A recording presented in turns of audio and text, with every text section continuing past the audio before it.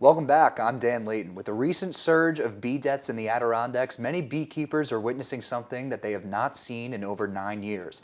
Today we are joined by beekeeper and former Siena student Ilan Martuscello. Ilan, thank you for joining us. How's it going? It's going very well. Not too good for the bees, but not too well. So just to get it started, what made you want to become a beekeeper? Because I feel like it's just such like an odd profession. Yeah. You don't really know people that do this. I'm close with a family that runs a farm. It's Rulison Honey Farm, and I was just drawn to working outside, being kind of in nature, enjoying the sun.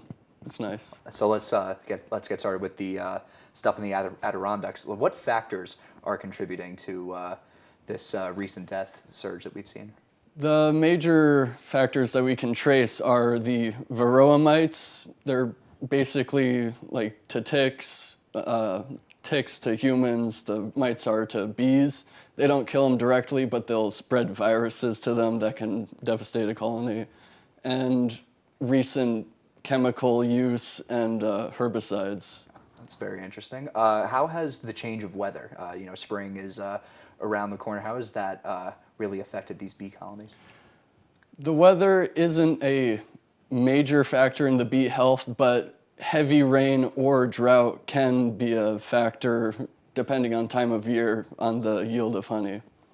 What steps are beekeepers taking to prevent these deaths?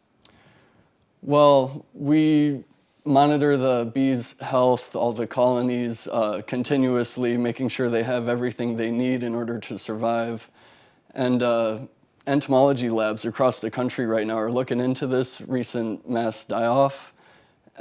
We send in bee samples and comb from the hive to check for malnutrition and chemical residues.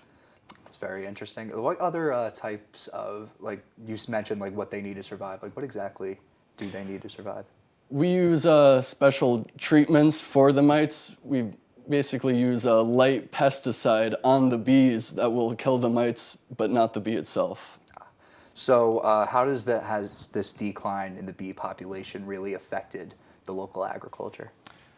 It could end up being a fairly large impact. Bees are, of course, a massive pollinator, and with less bees, there's less pollination and less quantity and quality of crop production. So what can the community members do, either here at Siena or here in the capital region, to really stop this death surge of the bees? Well, the biggest thing people can do is support your local beekeepers. That's really the largest thing. I mean, that and leaving your lawns, let it grow a little longer, let the dandelions grow, keep them for a while. That's about it. Yeah.